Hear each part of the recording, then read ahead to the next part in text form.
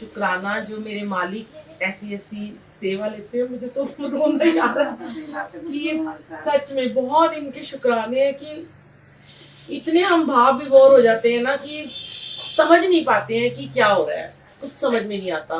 पर ये जो आप संगत जी इतना प्यार देते हैं और कहते हैं, ये सच में बहुत बड़ी बात है संगत जी। जो कल आंटी का जब मुझे फोन आया ना, तो मैं नोएडा में एक सेवा में दरबार लगा चुकी थी। 10 मिनट का टाइम था उस सत्संग को शुरू होने में, और ये गुरुजी को पता है कि इस टाइम पे मैं बहुत ही कम फोन उठा रही हूँ लोगों के, सिर्फ व्हाट्सएप पे ही कहती हूँ आप मुझसे बात करो। पर कभी कभी गुरुजी उठवा देते हैं। थोड़े दिन पहले भी किसी का फोन उठवाया था और आज फिर आंटी का फोन आया और मैंने अचानक से उठा लिया।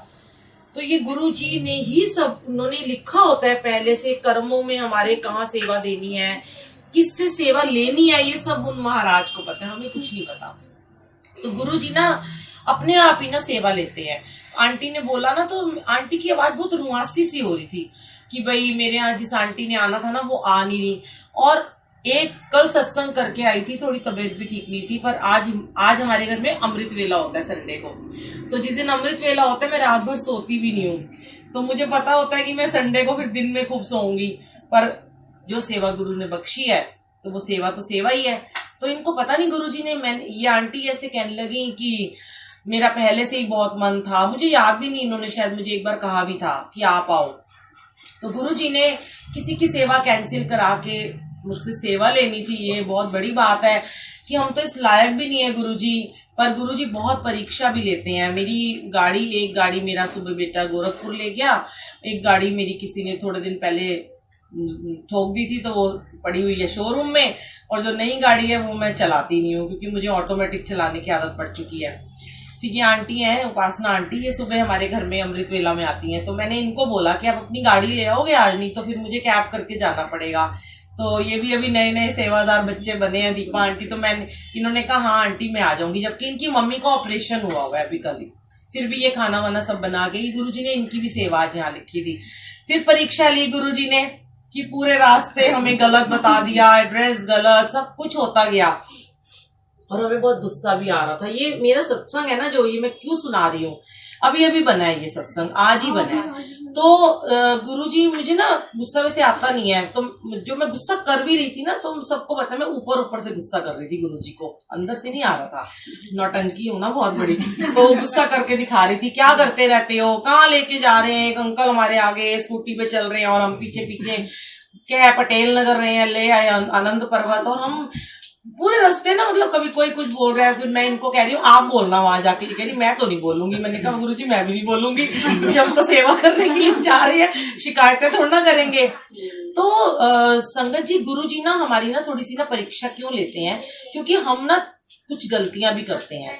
तो हमने ना आते हुए ना हम किसी की ना थोड़ी सी छोटी सी निंदा कर रहे थे तो गुरुजी सबसे पहले कहते हैं निंदा कभी नहीं करनी चाहिए, चुगली कभी नहीं करनी चाहिए, किसी की बुराई नहीं करनी चाहिए, द्वेष नहीं रखना चाहिए, दया भावना परोपकार रखो, प्यार रखो। तो वो निंदा नहीं थी, गुरुजी को पता है उसकी गलती थी किस संगत की, तो हम उसकी बात कर रहे थे, पर गुरुजी की नजरों में तो निंदा ही है। तो फिर एकदम से मैंने बोला सबको चुप हो जाओ, निंदा मत करो। और गुरुजी ने हमें पनिशमेंट दी कि मैं 1.5 घंटे तक इधर उधर घुमाया, पूरी तरह से घुमाया कि तुमने आज गलती करी है, तुम्हें मैं पनिश भी करूंगा। अब सबने करी थोड़ी थोड़ी कि भाई मेरे भी कर्म कटे, इनकी गाड़ी आई तो इनके भी कर्म कटे, जो अंकल आगे आए उनकी भी कोई होगी। तो ये गुरुजी ने सब डिसाइड करके रखते हैं। ये जो है ना सेवा, ये हमारे भाग में नहीं होती है। हमने पता नहीं कितने अच्छे कर्म किए होंगे जो गुरुजी हमें सेवा देते हैं। और जब हम यहाँ पहुंचे तो मुझे याद आ गया कि मैंने ऐसी नांगलोई और जहांगीरपुरी में भी एक सेवा में गई थी मैं। जब आंटी ने कल मुझे रोते रोते बोला ना कि मेरी तो किचन बड़ी छोटी है, मैंने कहा अब तो तुम्हारे घर जरूर मैं आऊंगी क्योंकि मुझे तो ऐसी जगह पे जाके बहुत आनंद आता है। क्योंकि मैंने देखा है कि बहुत सारे हमारे साथ भी सेवादार बहुत टाइम से जुड़े हुए हैं, बड़े बड़े सत्संग होते हैं, बड़े बड़े महलों में होते हैं, बड़े बड़े बैंक्वेट्स में होते हैं, तो वो चले जाते हैं, फटाफट हाँ कर देते हैं, क्योंकि उन्हें पता है सच समर के वहां स्टेज पे खड़े होना है, दुनिया आएगी, हजारों लोग आएंगे, हमें देखेंगे। पर जो छोटी छोटी गलियां होती हैं, छोटे छोटे जो घर होते हैं, हम भी तो इन्हीं से ही आगे उठे हैं ना आज। हमारे पास भी तो ये सब नहीं था किसी जमाने में। हम अपनी धरती से जुड़े हुए हैं। आज हमें गुरुजी ने यही तो सिखाया है, नीवे होके रहो, नीविया नु फल लग दे। तो गुरुजी ने ना जो सिखाया ना, वो उनके कदमों पे चलना चाहिए। तो मेरे लिए तो कोई छोटा बड़ा घर नहीं होता। जब मैं इधर आई तो मैंने मन में गुरुजी को कही तो बहुत बड़ा घर है, मैं तो इससे छोटे छोटे घरों में सत्संग करके आई हूँ। कुछ भी नहीं, मतलब 4 लोगों के बैठने की जगह नहीं होती और ऐसे लॉबी में लोग बैठे होते हैं, और ऐसे ही सेम किचन थी। पर गुरुजी ने बड़ी ब्लेसिंग वहां पे दी। गुरुजी ना भाव देखते हैं। गुरुजी ये नहीं देखते तुमने सोफा रखा न रखा। हम ही इंसान है, इतने ना शुक्र होते हैं कि हम अपने मन में ना सोचते हैं कि हमारा परमात्मा आएगा, आज हमारा रब आएगा, तो हम उसको कहाँ पे बिठाएंगे। पर ना गुरुजी ना सिर्फ भाव देखते हैं। संगत जी इतना बड़ा लगने लग गया है और देखो जगह खाली। गुरुजी ना सिर्फ भाव देखते हैं। गुरुजी देखते हैं कि ना तेरा भाव कैसा है, कि तुम मुझे जमीन पे बिठाओगे ना, मैं उसमें भी खुश हो जाऊंगा। तो फिर हमने यहाँ की गद्दी लगाई, कभी इधर लगा रहे कभी इधर। तो गुरुजी अपनी जगह ना खुद ही बना लेते हैं, हमें नहीं कुछ करना पड़ता। चोला भी गुरुजी, आज जब पहले चोला निकाला, सब कुछ तय लगा के मेड से रखवा दिया, फिर जब अपने कपड़े निकाले, जब प्रेस कर रही थी तो मैंने कहा ओ मैंने तो चोला ही पिंक निकाला है गुरुजी, आज तो आपकी और मेरी मैचिंग होने वाली है।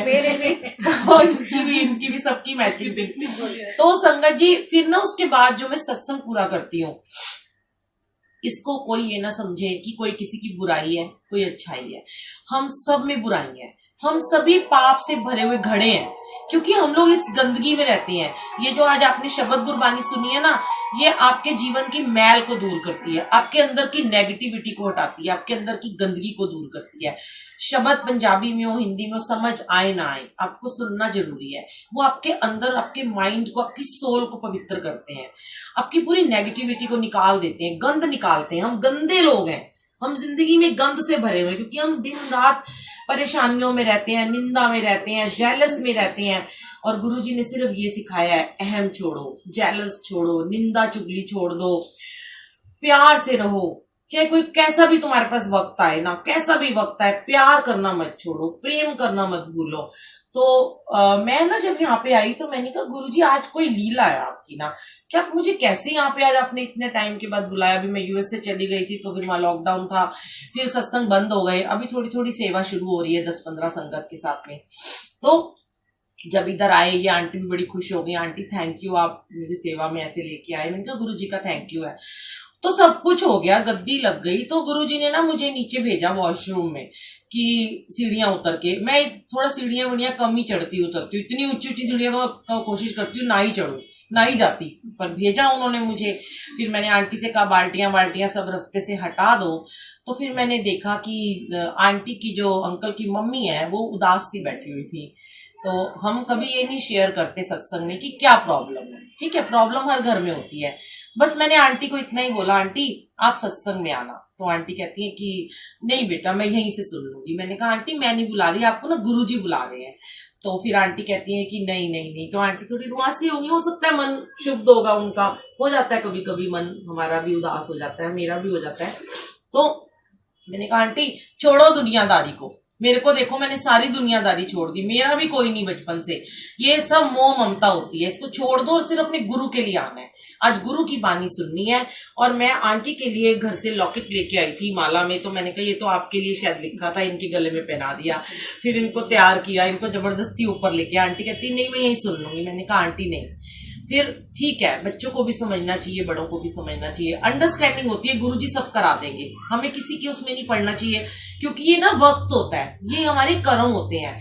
मैं आपको ये क्यों सुना रही हूँ सत्संग, शायद आप लोगों को अपने प्रश्नों के ना उत्तर मिलेंगे इससे ना। गुरुजी कहते हैं कि ना प्रारब्ध के तुम्हारे कर्म है ना, तुम्हें कटवाने बहुत जरूरी है, तुम इनसे भाग नहीं सकते। आंटी आप भी सुनिएगा।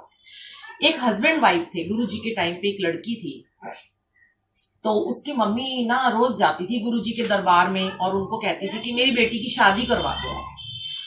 तो गुरुजी कहते थे कि अभी ना इसकी शादी का वक्त नहीं है, और वो इतनी सेवा करती थी गुरुजी की और पीछे पड़ जाती थी कि इसकी शादी जल्दी कर दो, मैं पता नहीं देख भी पाऊंगी कि नहीं। अरदासें कर करके गुरुजी ने कहा चल मैं इसकी शादी ब्लेस कर देता हूँ। गुरुजी के तो हाथ में सब कुछ है, गुरुजी ने उसकी शादी ब्लेस कर दी। अब उसकी शादी हो गई, थोड़े टाइम रही, 1 साल भी नहीं रही, वो उनकी लड़ाइयां शुरू हो गई आपस में। तो फिर वो आंटी गुरुजी के पास आई, कहती भी मेरी बेटी तो ना बहुत दुखी है उस घर में ना, तो गुरुजी ने उस लड़की को अपने पास बुलाया और उसको बोला कि तू सस दी सेवा कर दी है? कहती कि कर ही लैनी आ। गुरुजी कहते कि किन्ने बजे सो के उठ दी है? तो कहती है मेरी नींदर ही नहीं खुलती, असि राती देर नाल सोने आ। तो फिर गुरुजी ने उसे बड़े प्यार से समझाया कि तू मम्मी के घर में कितने दिन आके रहती है? तो वो कहती है, उसकी माँ कहती है कि मैं तो अकेली हूँ, मेरा तो दिल ही नहीं लगता, ये तो अक्सर मेरे घर में आ जाती है। तो फिर गुरुजी ने उसको बोला, ये गुरुजी का सच्चा वाला सत्संग है, मैं बना के नहीं सुना रही आपको। तो फिर गुरुजी ने बोला कि ਧੀਆਂ अपने घर ही चंगियां लगदियां ने, तू अपने घर रहा कर, हुण तैनू मां ने 25 साल रख लिता ना, हुण तू अपने घर जाके रह, हुण बार बार ना इत्थे आया कर। आई मिली और चली गई। ते मां नाल ज्यादा फोन ते गल्लां नहीं करदे होंदे। मतलब ये गुरु जी के वर्ड थे, मैंने भी सीख ली, मेरी भी 2 बेटियां हैं, भी उनकी भी शादी हुई है। तो गुरु जी ने कहा माँ से ज्यादा बातें नहीं करते होते, कि अपने ससुराल की बात माँ को नहीं बतानी होती, कभी भी नेगेटिविटी फैलती है। पर वो उसके कर्म खराब होंगे या उसको भुगतने होंगे, तो उसकी माँ कहती है भी मेरी बेटी खुश नहीं है, इसका ना तलाक करा दो। अब गुरुजी तो जैसे ऐसे बैठे होते हैं तो मुस्कुरा रहे हैं, कह रहे हैं ये तो बड़ी अजीब सी औरतें हैं, पहले तो आती है शादी करा दो, फिर कहती है तलाक करवा दो। अब मैं करूं तो करूं क्या? पहले कहा था शादी मत करो, अभी कर ली। अब गुरुजी तो मान जाते हैं ना अपने भक्तों की बात, जो उनकी इतनी सेवा करता है, पूजा पाठ करता है। तो गुरुजी कहते हैं जब ये जबरदस्ती जिद करता है, वैसे तो मैं कहता हूं कि जिद मत करो, मांगो मत मानो, पर तुम जिद करते तो मुझे देना पड़ जाता है कभी कभी, क्योंकि कहते हैं ना भगत के वश में है भगवान, तो भगवान भी उनके अधीन हो जाते हैं।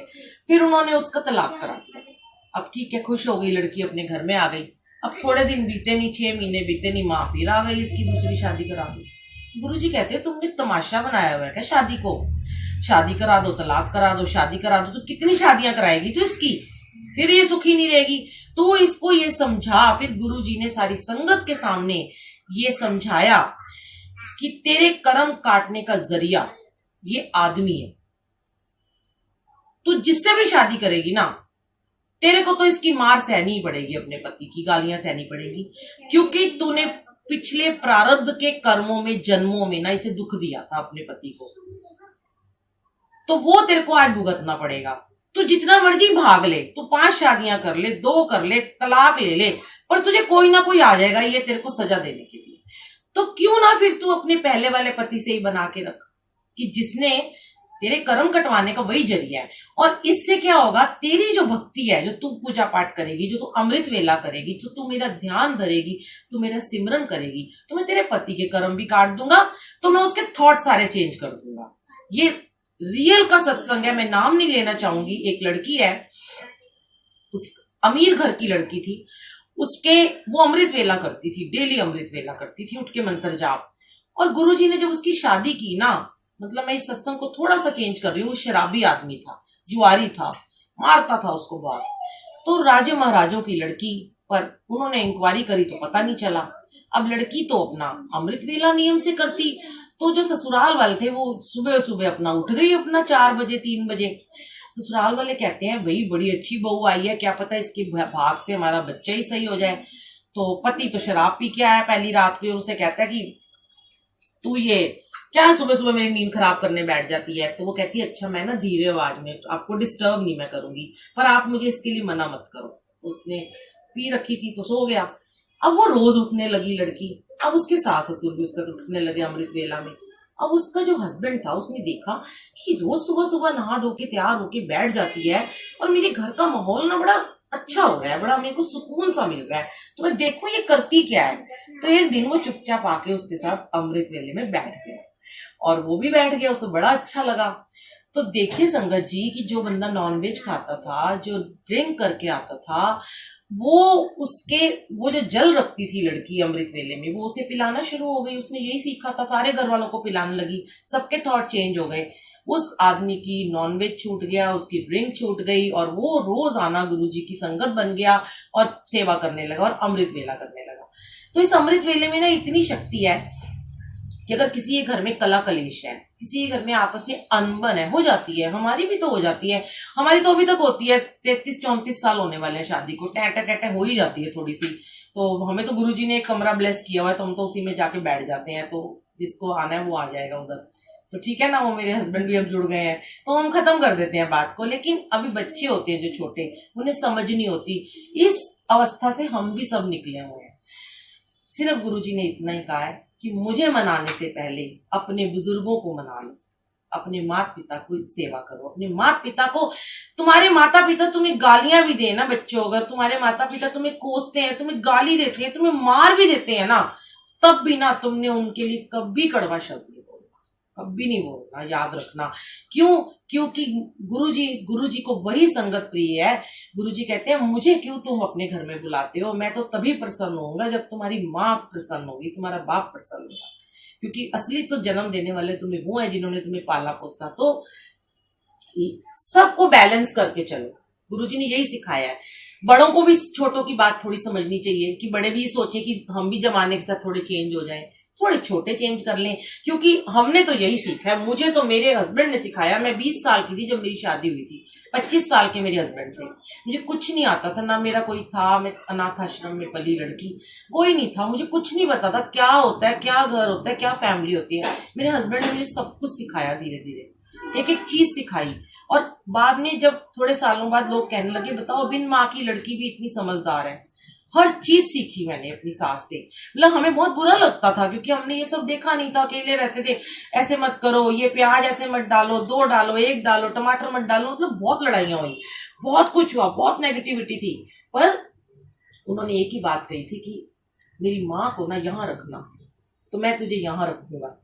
वही हमने नियम निभाया कि चाहे वो हमें कुछ भी कहती थी, बहुत बुरा भला कहती थी मेरी सास मुझे, जिंदगी भर कुछ कुछ कहती नहीं, लेकिन जब जाने का वक्त आया तो बोली सबसे अच्छी बहू मेरी यही है। क्योंकि उनकी हर जरूरत का ध्यान हम रखते थे। लड़ाई भी हो जाती थी ना, खाना नहीं ना वो खाती थी ना, पर उनके लिए अगर चप्पल लानी है या कपड़े लाने तो उन ला के देने ही है, अपने लिए नहीं लाने पे उनके लिए लाने हैं। तो ये चीजें होती हैं, छोटी छोटी चीजें होती हैं, गुरुजी सिखाते हैं।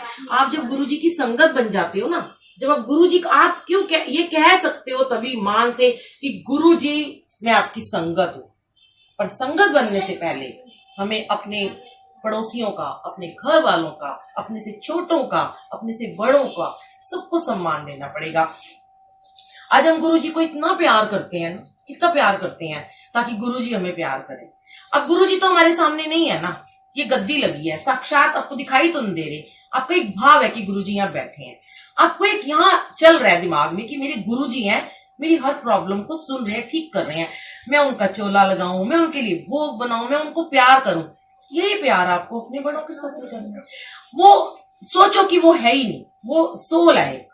सोचो कि वो गुरुजी है, सोच लो मेरा पति है तो वो मेरा गुरु है, मेरी सास है तो मेरी गुरु है, मेरी माँ है तो वो मेरी गुरु है, मैं अपने गुरुजी को खाना खिला रही हूँ। अब सोचो कि अगर वो मुझे ये भी कह रहे हैं तो गुरु की डांट है, सुन लो, कोई नहीं, फिर भी हम गुरुजी को कहते हैं। अब गुरुजी कितनी, मेरी तो बहुत परीक्षा लेते हैं, एक परीक्षा लेते हैं, एक मुझे ब्लेसिंग देते हैं, फिर एक परीक्षा शुरू कर देते हैं, कष्ट देते हैं। तो क्या मैं अपनी जो मुझे ब्लेसिंग दी है मैं तो उसकी शुक्राने करती हूँ ना, मैं उस कष्ट के लिए शिकायतें तो नहीं करती ना। अब इतना हम घूम घाम के आए, आके एक बार आपको बोला, आपका मुंह ऐसे भोला सा देखा, चुप हो गए हम भी, हमने आपको शिकायत तो नहीं ना करी ना, कि हम लड़े तो नहीं ना आपसे। तो यही रखना है कि गुस्सा किसी सामने, अगर मैं गुस्सा कर भी देती तो आप मुझे कुछ नहीं कहते, पर यहां से मुझे डायरेक्ट डांट पड़ जाती। यही सोचो कि अगर मेरे बड़े ने गुस्सा कर दिया तो कोई बात नहीं, वो 2 मिनट में नॉर्मल हो जाएगा। ये जबान है। गुरुजी पता है लड़कियों को कहते थे तो गुस्सा आए ना, मुंह दे इलायची दबा लिया करो, मुंह में इलायची या लौंग रख लो ताकि तुम बोलोगे नहीं। और सच में ये बात बहुत सच्ची है कि एक चुप और 100 सुख। चुप रह के देखो, एक बारी मौन में रह के देखो। सोचो मैंने मौन व्रत रख लिया, आज मेरा मौन व्रत है, तोड़ना नहीं है मुझे, क्या हो जाएगा? गुस्सा आ रहा है ना, थोड़ी देर बाद जाके खुद भी पानी पियो, उन्हें पानी पिला, खत्म सारी बात। बातों को बढ़ाना नहीं है, कभी नहीं हो। ये सीख लेना आज गुरुजी से, तभी गुरुजी आपके घर में विराजमान होंगे। कि मैं सच में, मेरी ये सेवा थी आज गुरुजी की, आज गुरुजी ने सच्ची सेवा मुझसे ली है। और जब मैं यहाँ आई ना, गद्दी लगा के क्वेश्चन किया, गुरुजी आज यहाँ कैसे बुलाया? तो गुरुजी ने जब मुझे आंटी को बुलाने भेजा तो गुरुजी ने मुझे यहाँ बैठे बैठे सत्संग में बोला, मिल गया तुझे जवाब, तुझे मैंने आज यहाँ क्यों बुलाया था? मैंने कहा तो मेरा महासत्संग हो गया। और दोनों समधनों ने जोत जगाई है खड़े होके बहू के साथ। आंटी कहाँ गई है? आंटी तो भागी जाती है, कोई बात आएंगे।